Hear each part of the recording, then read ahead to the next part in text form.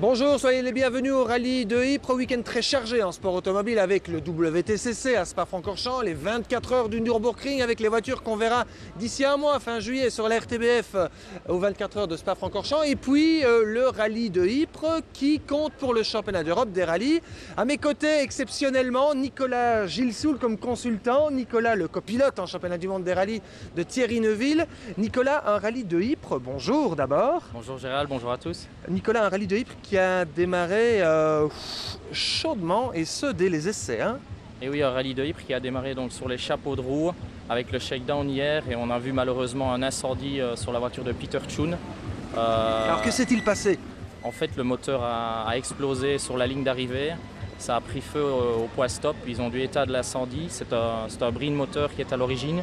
Ils ont donc dû changer le moteur pendant la nuit. Ils vont donc pouvoir prendre le départ ce matin.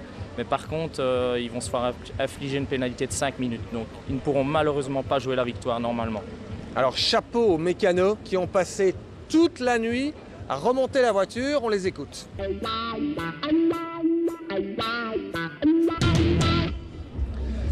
Easy Sleep. Sommeil facile. Elle porte vraiment très bien son nom, hein, cette voiture. Parce que je peux vous dire qu'on n'a pas beaucoup dormi. Regardez. Lionel, vous avez dormi combien de temps? Pas beaucoup là, on a dormi à mon avis pas loin de 4 heures en 2 jours. On a fait nuit blanche ici, mais bon voilà, suite à une casse moteur hier soir au shakedown. Alors expliquez-nous, qu'avez-vous fait exactement? Alors ce qu'on a fait, bon hier on a cassé le moteur malheureusement lors du shakedown. Donc on a dû remplacer évidemment l'intégralité du moteur et de toutes les pièces que vous voyez là sous le capot. Mais surtout on a eu un début d'incendie parce que l'huile bouillante est venue se consumer sur l'échappement et donc on a dû également remplacer la plupart des systèmes électriques, faisceaux électriques de la voiture. Vous dormez? Pardon? Vous dormez? Un petit peu, oui. On récupère. Bon, alors comment ça s'est passé cette nuit? Vous avez démarré à remonter la voiture quand?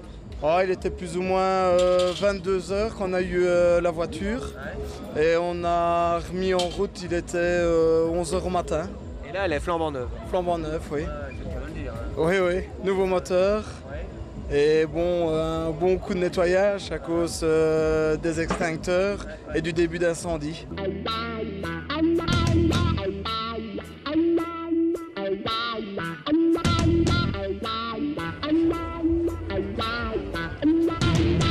Alors la grande question, Nicolas, c'est de savoir si c'est Super 2000 comme la Skoda Fabia de Freddy Loax qui s'est imposé combien d'années de suite avec cette voiture? Il s'est imposé déjà 3 fois Freddy ici. Et combien de victoires au général? 8 victoires déjà. Ouais, donc est-ce qu'une Super 2000 peut rivaliser avec les nouvelles R5 et quelle différence?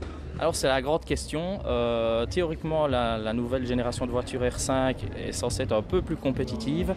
Mais il faut savoir qu'elles sont dotées d'un moteur 1600 cm3 turbo-compressé, alors que ces voitures, c'est un 2 litres atmosphérique, moteur plus rageur.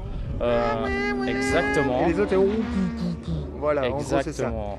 Et grande différence aussi, cette voiture est dotée de 6 rapports de vitesse, alors que les R5 seulement 5, parce qu'elles utilisent plus le couple. Oui, oui. Et par contre, cette voiture a un petit handicap en termes de vitesse de pointe, seulement 175 km/h, alors que les R5 peuvent monter jusqu'à 190. Donc, il y a quelques différences qui font que théoriquement, l'R5 sera plus rapide, mais Freddy connaît très très bien la région. Et donc devrait pouvoir peut-être compenser ce manque de perfo théorique. En tout cas, moi je suis très très excité d'attendre le résultat de la première spéciale parce que pour une fois il y a une vraie concurrence à Freddy Loax là. Et cette première spéciale elle est toujours psychologiquement très importante, vous allez nous l'expliquer.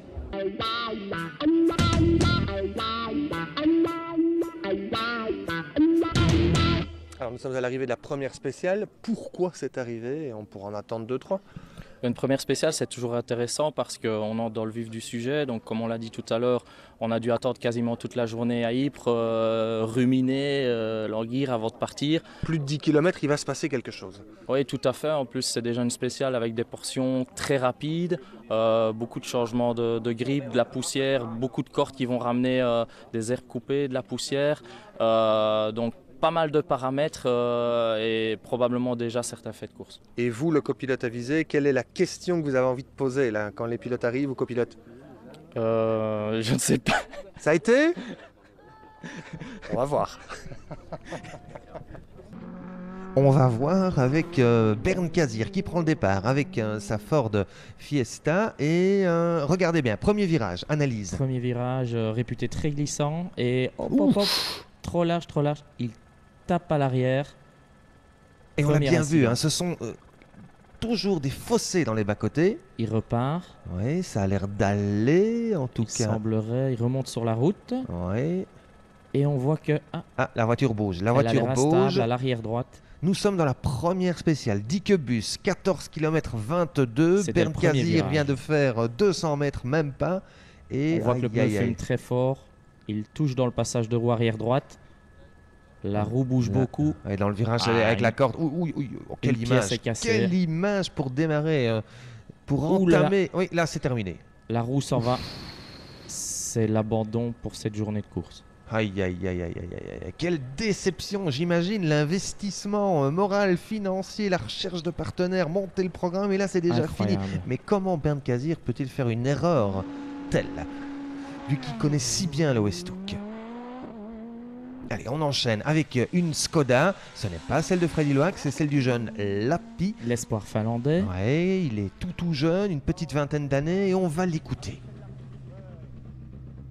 Lappi qui vient de signer un 806, première fois ici. Comment ça s'est passé? Vraiment pas facile. Il n'y a pas beaucoup d'adhérence. On bloque facilement les roues. Et c'est pas toujours facile parce que les routes sont quand même un peu sales. Mais en même temps, c'est un très beau rallye avec beaucoup de spectateurs. Craig Breen, l'un de ses adversaires principaux dans le championnat ERC, le championnat d'Europe, avec une Peugeot, cette fois la 208 T16. C'est une R5. C'est donc un moteur 1600 turbo-compressé. Et oui, on l'avait dit, il se passe toujours quelque chose dans la première spéciale. Crevaison pour Breen. Il était deuxième sur la route. Et vous avez vu la poussière là. Une erreur ou pas de chance? Il nous explique. Non, c'est pas de chance. Je ne sais pas ce que j'ai touché ni où j'ai touché. Est-ce que c'était au début de la spéciale ou à la fin? Plus ou moins à 5-6 km de... Très mauvais début. Il y a eu un flûte, on va dire. Un flûte de la part. Luca Rossetti, il a gagné ici en quelle année? En 2007, En c'était 2007. au volant de la Peugeot 207 Super 2000. Et là, il était avec une Skoda Super 2000, l'italien. Il regarde les chronos, regardez la concentration. Alors, crevaison pour Breen. Et vous êtes plus ou moins dans le même chrono que Lappi. Ouais, c'est bien, c'est bien. Pour moi, c'est bien, oui.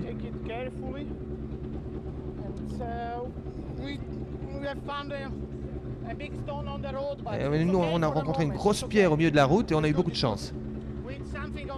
On a touché quelque chose à l'avant-droit, je sais pas, mais voilà. On le sent inquiet, hein. Ouais, il est inquiet pour cette première Ouais, on le spéciale. sent inquiet, hein. Une autre Peugeot. Et là, c'est Kevin Abring, le pilote hollandais, 25 ans. Première participation à Ypres avec une 4 roues motrices. Avec une 4 roues motrices. Et il est venu il y a 2 ans, je pense, avec une 2 roues motrices. Il a touché lui aussi, pas de crevaison. Légèrement. C'est assez Léger, fragile. mais surtout un chrono terrible. 8 minutes 00, c'est pour le moment le meilleur temps. Oui, alors, il nous raconte que, oui, il ne sait pas, évidemment, où il a touché. C'est un peu typique, hein, ça, des pilotes à l'arrivée d'une spéciale. Oui, Ils savent leur- jamais où ils ont eu Le regard un peu fouillant, ils Ouais, n'osent ouais, pas. ouais. Bon, alors, est-ce que Freddy Loax va parvenir à battre ce chrono 8.00? Eh bien, non, il va concéder 5 secondes 2 à Abring. On se ronge les ongles. Ouais, on lit l'angoisse chez la campagne de Freddy. Le voici. Apparemment, le deuxième temps à 5 secondes de Abring. Ça va. Qu'est-ce que je peux dire? Comment tu te sentais, la voiture, le grip Je me sentais bien, mais je me pas assez lâché le premier 5-6 km. Ah oui, d'accord. Ça, c'est important ce qu'il vient de dire. Hein. Ouais, très honnête de sa part, il est entré dans le rythme un peu tard Et ce type de voiture demande un pilotage agressif. Hein. ouais, il faut rouler fâché avec ces voitures. Il faut rouler fâché. J'aime beaucoup l'expression. Ceci, c'est différent. C'est la Cédric Fiesta Cherin. R5, Cédric Cherin, le Liégeois, et un excellent chrono, le deuxième, devant Loax, à 4 secondes 9. Deuxième chrono dans De sa Abring. première spéciale. Apparemment, deuxième temps provisoire, plus vite que Loax. Bah, c'est bien, pourtant on garde une réserve, donc voilà, mais moi c'est la première spéciale du rallye, il faut pouvoir se mettre un peu dans le rythme, mais je pense qu'on a bien roulé, on n'a pas fait d'erreur, mais... 3 dixièmes plus vite que l'Oise. Allez, parfait alors, un rallye qui débute bien. Il a l'air surpris de son chrono, mais heureux à la fois. Ouais. Ça, c'est une première. Hein. Oui, Vincent Vermeulen avec une Citroën DS3 R5. R5. La seule au départ ici à Ypres. Voiture hein, qui est encore en cours de développement et pour Vincent, loin d'être évident. Hein. Et qu'est-ce que vous pouvez améliorer hein, ce week-end? Ouais, je fais de mon mieux, mais vraiment c'est pas facile à conduire parce que la voiture elle sautille énormément de l'arrière. Ça va pas être évident hein, pour Vermeulen qui connaît bien pourtant les routes du Westhoek. Xavier Pons ici avec la Fiesta R5. Lui il connaît pas bien. Il a roulé en championnat du monde pour Citroën et il va concéder dans cette première spéciale énormément de temps. 15e temps à 30 secondes, c'est énorme. C'est Peter Tune déjà avec une Peugeot 205. Il est de retour, hein, c'est la voiture qui a pris feu. On va écouter Peter. Avec ses petites lunettes concentrées. Avec quelle motivation vous partez? Ouais, une bonne motivation. J'ai déjà fait un tout droit, donc... J'ai vu ça. Mais la voiture est beaucoup trop dure, elle me saute à tous les temps, je ne peux pas la garder. Eddy, après toutes ces péripéties hier, comment s'est passée cette première spéciale? Mais cette première spéciale, c'est de nouveau une mise en jambe pour nous, mais la voiture elle est un peu trop dure, elle saute à gauche, à droite, c'est difficile de la tenir sur la route. Bon, ceci c'est maintenant une séance d'essai grandeur nature live. Vous avez vu la déco? Ouh là là, ça c'est chaud là. Ah oui. C'est, comment dire, d'un goût certain. Voire d'un certain goût, je dirais. Oui. En tout cas, quelle élégance. Hein. Magnifique. Spécial. Hein, un très grand moment. Hein. Philippe Craco, c'est cela? Exactement. Et là, ce qui est craqué, c'est la suspension chez Claudie Tang, malheureux. Première spéciale. C'est terrible la première spéciale. Hein. On gagne très peu dans une première spéciale, mais on peut perdre tout. Regardez, ici, aïe, on est parti avec les petites deux roues motrices, les juniors, de jeunes pilotes, analyse, regardez. Un peu trop vite à l'entrée, ça glisse, le waterring, tonneau, on retombe sur les roues. Et vous allez voir, ces pilotes étrangers qui font partie du trophy, du junior trophy, ne connaissent pas tous les pièges. Ici, Zawada, polonais, un petit muret caché. dans une s'en sort corde. bien. Il faut couper les virages hein, Il faut les couper, mais il faut savoir avoir le plus jusqu'où de aller. lignes droites possible. Et vous Un avez peu vu les trop. poteaux, mon Dieu. Il faut savoir aussi que lorsqu'on sort de la route, il ne faut pas se presser pour Un bel exemple ressortir ici. du champ Il parce pense que ressortir en face. il y a toujours un fossé dans le Westhoek. Il est caché dans les grandes aires. Oh, Et voilà, terminé. c'est l'abandon malheureusement de cet Ouais, équipage. c'est terminé. Et Il on rentre à la revient, ficelle. retour à la ficelle à Ypres. Pas lui, celui qui arrive derrière. C'est une fusée. On dit en Stéphane France, Lefebvre. Stéphane Lefebvre, c'est un ch'ti. On dit en France que c'est le futur Sébastien Loeb. En tout cas, il est bien conseillé. Il n'allait pas assez vite derrière. Bah non, on l'a doublé après 10 km, donc je sais pas ce qu'il a fait, il a peut-être fait une erreur.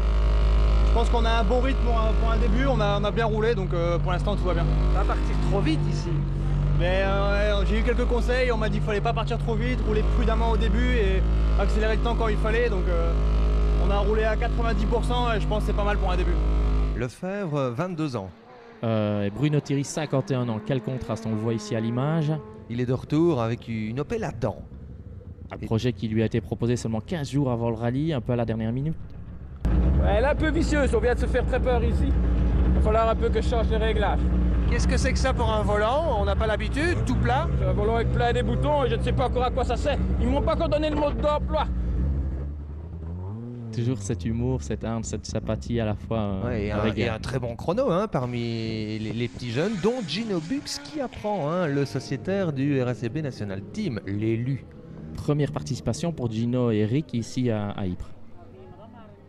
Les points de repère pour les freinages, ça doit pas être facile. Non, c'est vraiment pas évident parce qu'on arrive directement avec la voiture de course après une voiture de série. C'est toujours le même problème. Le premier passage, on n'est vraiment pas sûr. Donc voilà, on va essayer d'améliorer ça aussi. Et voilà, il y a plein de petites choses sur lesquelles on peut travailler, donc c'est ça qui est motivant. Alors le frère.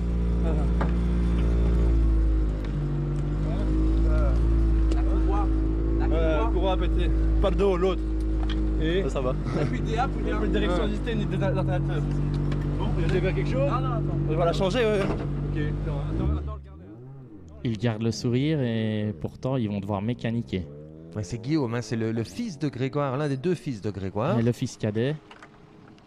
Alors là, ils sont en dehors de la zone. On va Grégoire à droite avec Guilain. Qui sera en Pologne avec vous en WRC. La semaine prochaine. Mais ils sont mécanos ou... Ils se sont entraînés. Hein. Il y a quelques petits soucis mécaniques possibles et ils sont entraînés pour pouvoir y remédier. Ça repart, ils ont pu solutionner. Ils ont mis une nouvelle courroie. Wow. Et ça continue. Ça, c'est le rallye, c'est l'endurance. Le meilleur enduromotrice, c'est Kevin de Marskalk. Et il devance un petit jeune qui va fort et qui a le sourire. J'adore ça. Guillaume Dillet, ici, le voici. Bon chrono là. Ouais, bah, je pense que... Hein? Voilà. Voilà, on a voulu marquer un peu le coup. C'est très piégeux. Hein. C'est vraiment très piégeux. Ouais, piégeux. Et là, oh là là, que se passe-t-il? L'incendie dans la Peugeot 207 Super 2000 de Consani. Le français, deuxième Peugeot qui prend feu là, hein. Décidément, ils ont la guigne, hein, Peugeot. Inquiétant. Et Rossetti à l'attaque, vainqueur en 2007 avec la Skoda. Il va malheureusement crever, perdre 9 places. Le voici 14e à 4 minutes 13. On était dans un endroit très très rapide et en 6e, il y avait 2 grosses pierres, j'ai pas pu les éviter. À mon avis, c'est le tarmac qui s'est défait et j'ai pas pu les éviter.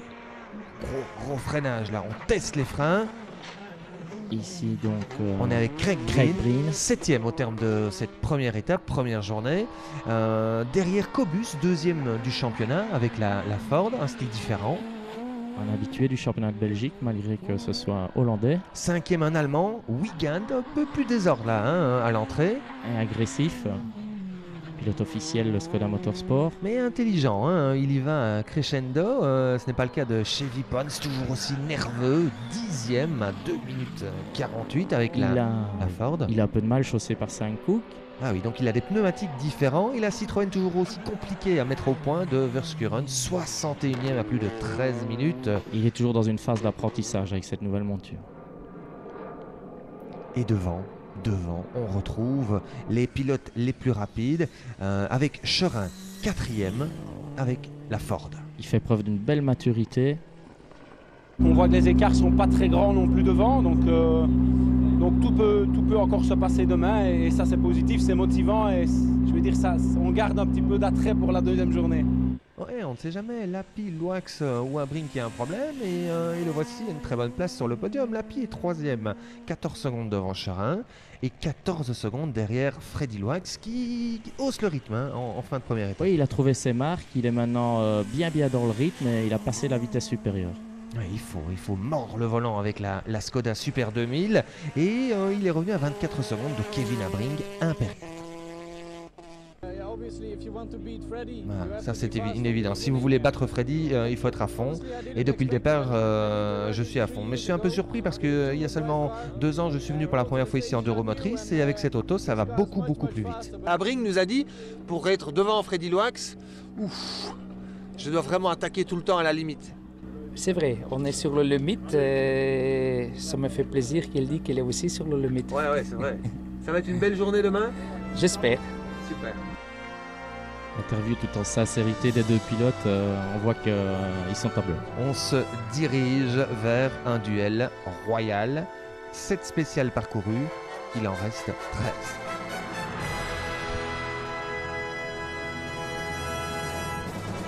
Deuxième journée, j'ai envie de dire un scénario idéal avec ce duel qu'on attend depuis quelques années ici à Ypres. On l'attendait, la bagarre entre les Super 2000 avec Freddy Loax et la nouvelle catégorie R5 avec Kevin Abring. Nous sommes en plein dedans. C'est parti là, avec Freddy Loax. On atteint des vitesses de plus ou moins combien? 175 km/h en top Et c'était speed. 3, hein. Oula, que se passe-t-il? Un fait de course. Chevy Pons est sorti. Il repart dans l'ordre inverse du classement. Les 10 premiers sont en sens. On l'arrête encore plus loin, mais là, cette fois, on l'arrête complètement. Lappi est sorti de la route, il a touché un poteau, une roue est arrachée, ils ont fait des tonneaux. Et il a de la chance. Hein. Et derrière, Abring arrive à être ralenti. On voit Freddy qui est sorti. On apprendra que la spéciale sera neutralisée donc, après le passage de l'API. Ici, Cédric Cherin. Cherin gagne une place. Il était 4e. Le voici sur le podium. Eh oui, le Liégeois. Qui dispute quand même un rallye tous les 2 mois hein, par rapport à des garçons comme Loax qui roulent beaucoup. Hein. Et du coup, le voici sur le podium avec André Ley. Dans cette Ford Fiesta, il a 40 secondes d'avance sur l'Allemand Weekend avec la Skoda. Bon, Weekend peut le reprendre. Qu'est-ce que vous pensez? À la régulière, ça me semble pas possible. Il a du mal à suivre. Et Craig Breen, il est remonté 5e. Il est à 12 secondes de Weekend. Et puis, écoutez.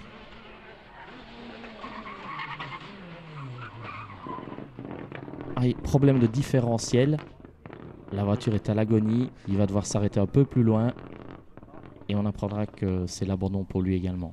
Pas de chance dans le clan Peugeot. Cap sur Westwater avec un relief, un profil de spécial plutôt intéressant. Et ce duel qui se poursuit. Freddy Loax à l'attaque. Regardez bien sa trajectoire, intéressante. Et écoutez bien la caméra embarquée. Régime moteur. Hyper fluide, coulé. Ouais, il lâche très peu, il lève très peu. Hein. Freine bien droit. Boîte très courte pour réaccélérer, pas de turbo, moins de couple que la Peugeot. Abring lui arrive très vite dans le virage et donc il est obligé. Ça s'ouvre un peu, il en fait un peu trop. Là c'est chaud, il commence à être sous la pression de Freddy Loax. Même endroit, on écoute. On voit que ça cherche un peu. Il a retapé un rapport, il a levé beaucoup plus longtemps, mais les chronos suivent. La voiture est intrinsèquement plus performante, même si mais au il y a un niveau manque fiabilité... il y a un manque de connaissance du parcours. Quelle bagarre, c'est terrible. Ouais, c'est incroyable, oui, mais c'est vraiment très difficile hein, de rouler, vous savez, à ce rythme, sans se souvenir des virages, comme Freddy les connaît par cœur. Mais on essaye, là, et c'était difficile, cette spéciale. Bon, il faut attendre et ne pas faire de faute. Il faut juste attaquer et pas faire de faute. Et attendre que Abring peut-être fasse une faute ou quoi, non, difficile? Non, je ne veux pas qu'il fasse une faute. C'est à nous d'attaquer et de faire une bonne course entre nous deux. Voilà. Vous roulez à 100% ou vous en gardez un peu là pour le moment? Ça va vite, oui. Oui, c'est très vite. Oui, et Freddy qui revient à moins de 20 secondes. On va en profiter pour faire le point sur les 2 roues motrices. D'abord avec Bruno Thierry. Le voici ici à l'image, au bout de cette ligne droite. Il est à l'attaque. Et Bruno qui a rencontré aussi une grosse pierre sur la route lors de la première étape et qui a dû renoncer la première étape. Et repartir en Super Rally ce samedi. Gino Bux, écoutez, il a retapé un rapport, il freine, il hésite, normal, il apprend, mais il termine ce rallye. Il cherche un peu.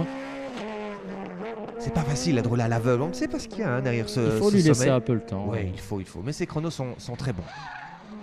Alors, ici l'Italien Crugnola. Il est en tête du 2 roues motrices devant le fameux Lefort pilotage qui va lui chipper la première place au prix d'une remontée terrible après avoir connu une crevaison. Victoire en 2 roues motrices de Lefebvre, en 2 roues motrices Trophy Junior, parce que le plus rapide c'est Kevin de Marskalk. Le Belge, notre compatriote, qui remporte la catégorie toutes 2 roues motrices confondues. Et devant, que se passe-t-il? C'est le coup de théâtre, regardez. Il n'est pas en vacances, Abring est à l'arrêt, on lui a demandé chez Peugeot d'arrêter la voiture. Problème moteur, et c'est assez fréquent sur la 208 T16. C'est l'abandon du coup, mais regardez, Cédric Cherin qui se retrouve sur la 2e place du podium pour l'instant. Et qui va signer sa meilleure performance en rallye. Pas mal pour un amateur, et quelle émotion. Et Freddy Loax, Freddy Loax, il déroule et il file vers sa 9e victoire à Ypres. C'est simple, c'est marqué sur le t-shirt. Je crois que j'ai quand même une très bonne expérience ici, mais le peu de temps que je peux encore gagner, je profite. C'était la première fois que je participais à Ypres avec une auto de ce calibre. Et voilà, une 2e place. Derrière Freddy, il n'y a pas de quoi rougir, je pense, parce que c'est quand même le roi du macadam ici, comme on dit. Donc, Ypres, c'est fini et je vous donne déjà rendez-vous dimanche prochain pour un autorallye avec le retour de Georges Billard pour nous raconter le prochain rendez-vous du championnat du monde qui aura lieu en Pologne et Thierry Neuville et moi-même ainsi que notre IVA WRC. Et donc rallye sur terre qui devrait bien nous convenir parce que très rapide, on aime ça. Donc à dimanche, Gérald. À dimanche, Nicolas. Et surtout, à dimanche à vous.